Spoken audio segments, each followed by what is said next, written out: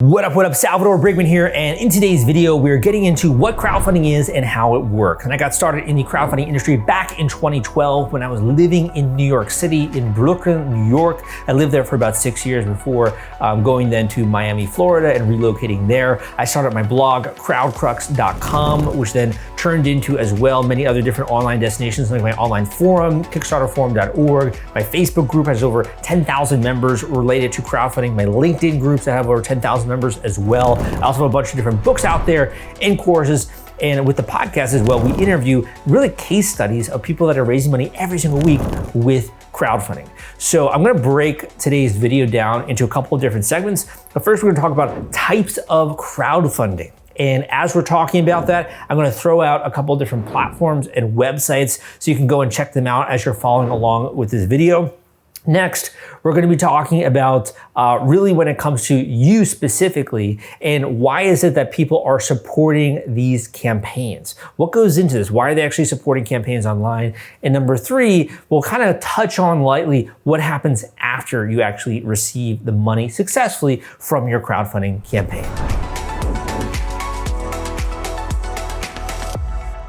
So, let's get into this. Now, I'm gonna try to really make this informative, useful for you. And if you do like this video, please give me a thumbs up if you do enjoy my content. So in order to first get into this, we first wanna talk about what does every crowdfunding campaign have in common? First of all, every crowdfunding campaign has a funding goal or target and a duration in which you are raising money. That's really two of the big metrics behind crowdfunding. The fundraising goal, which is how much you're trying to set in order to raise, in order to have a project happen, or to help you, in order to do a cause or something like that. There's a funding goal or fundraising goal. The second is the fundraising duration, which is how long you're running this campaign for. It could be 30 days, it could be 60 days, could be 90 days. And these are all gonna be different depending on the type of crowdfunding that you use. The next is that every single campaign has a purpose, right? Or an objective. So I want to go through, just run through really fast, a couple of different types of crowdfunding. So first would be charitable crowdfunding.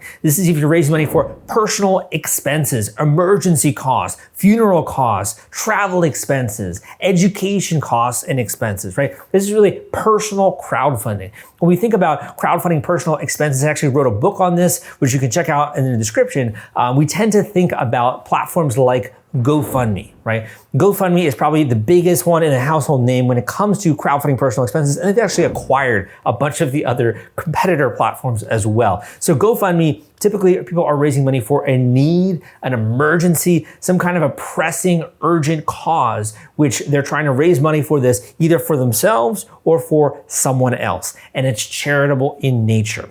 That would be the first type of crowdfunding. Number two, or numero dos, is nonprofit crowdfunding. So nonprofit crowdfunding as well. I've written 2 books on nonprofit fundraising and crowdfunding. I also have a course as well about that, the nonprofit fundraising fast lane, which is actually a great investment if you're interested in nonprofit crowdfunding. But that's beyond the point. Nonprofit crowdfunding is really for those organizations that are trying to raise money from the crowd in order to support their work on this planet. They're trying to go out there and try to do good work, man. They want to be armed with the resources and the tools to be able to impact a target demographic, a cause, and really just to be able to, make an impact for the positive on this planet.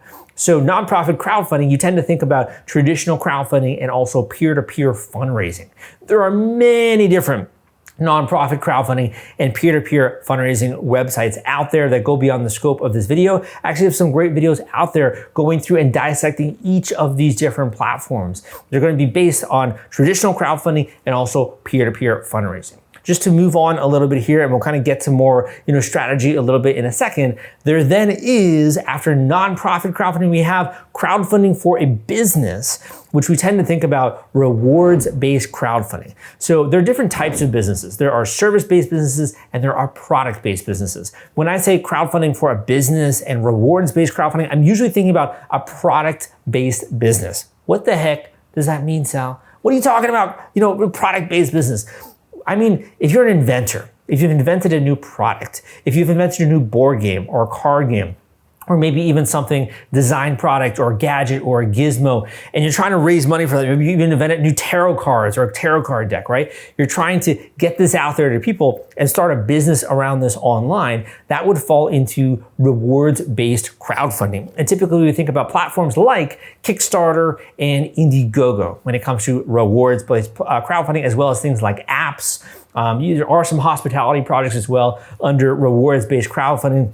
But typically, we're thinking about a business, and by backing this campaign, you are going to get those perks or those rewards when they actually hit their funding goal. They come out with this product, you can actually own a copy of this product. The next one, which is still under kind of business crowdfunding, is equity crowdfunding. And this is sort of the new kid on the block, and I've been covering this a lot. And kind of as some history here, this is actually what got me excited about crowdfunding back in 2012 when I did a logistic regression thesis, mini econ thesis for my degree at George Washington University. And basically what I was doing was I was trying to first study equity crowdfunding because the Jobs Act was coming about and about to be enacted shortly thereafter, allowing anyone to invest in a startup company online. But it kind of got delayed. So I decided to do my logistic regression analysis on Kickstarter and the different categories and the variables that affect success. But that's kind of boring. If you want to get more into the meat of this, equity crowdfunding is about raising money for a startup company or for a business which is going to have an exit at a certain point in time, being sold to another company or doing an IPO or something like that.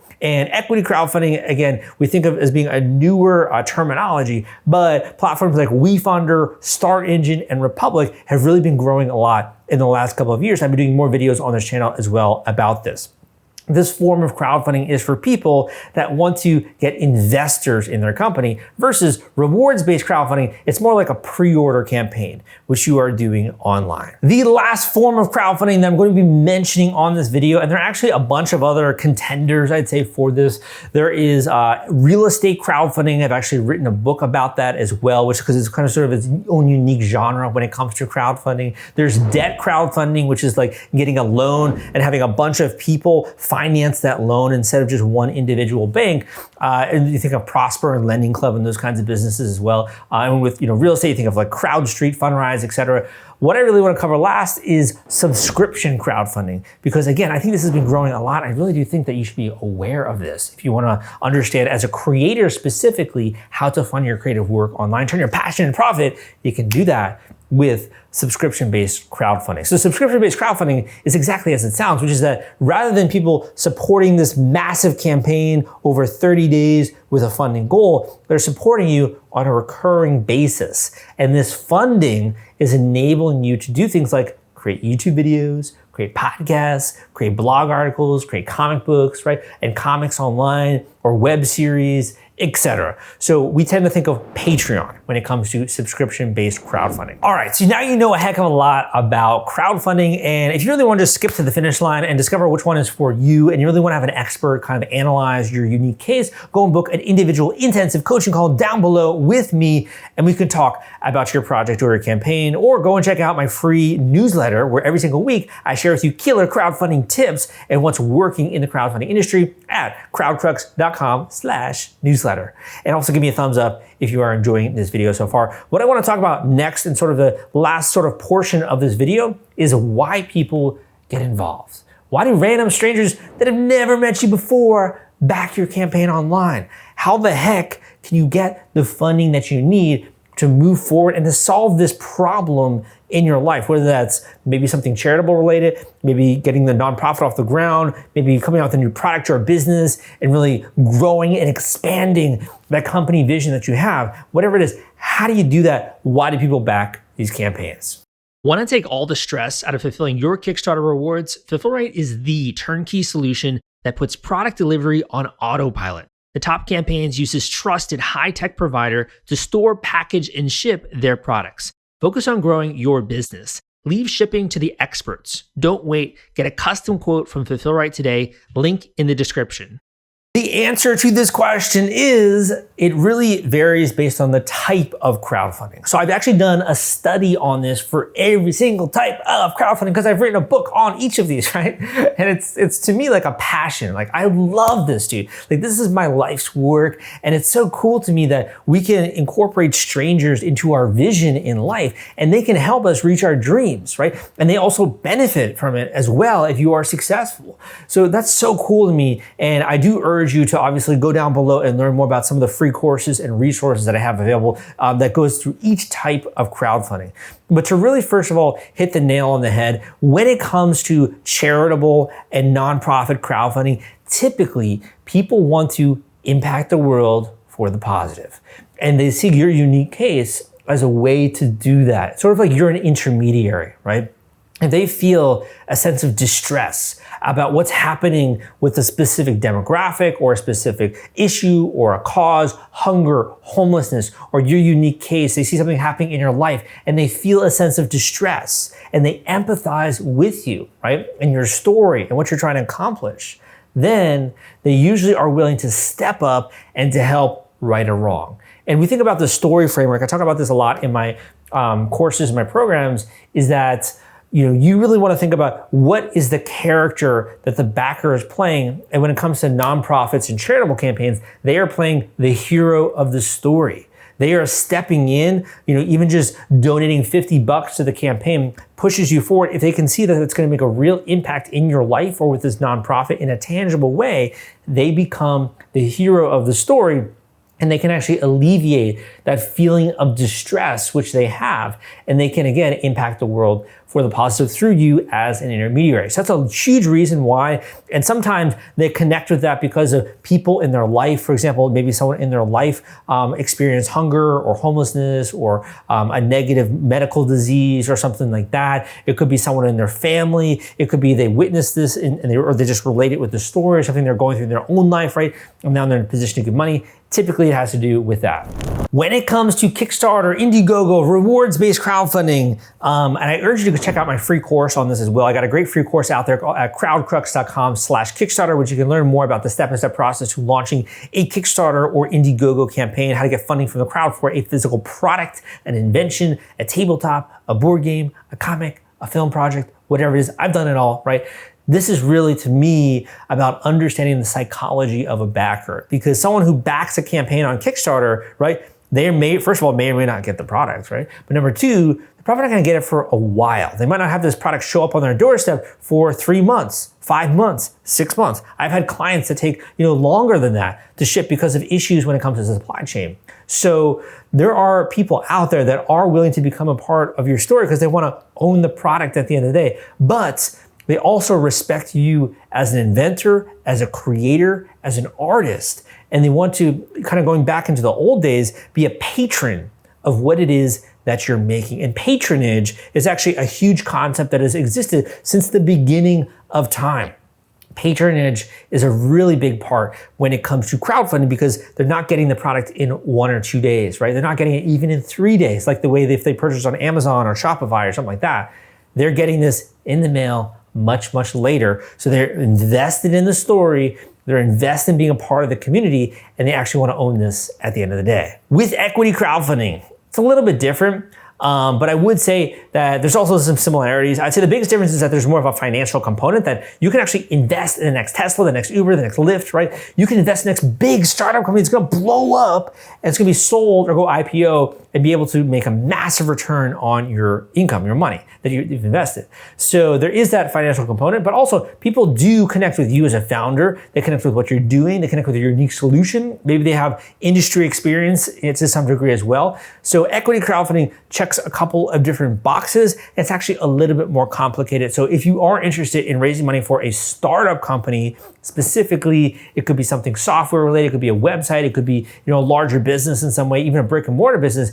I urge you, if you're one of those types, to book a coaching call below because it's a little bit more complicated.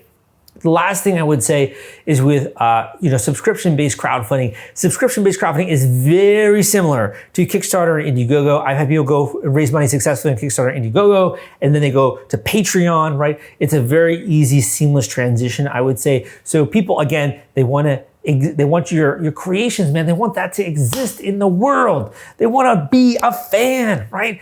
They want to be able to participate in your community. They want to be a part of what you're doing. Give them that option, right? It makes so much sense. So it's a form of ongoing patronage, okay, when it comes to that.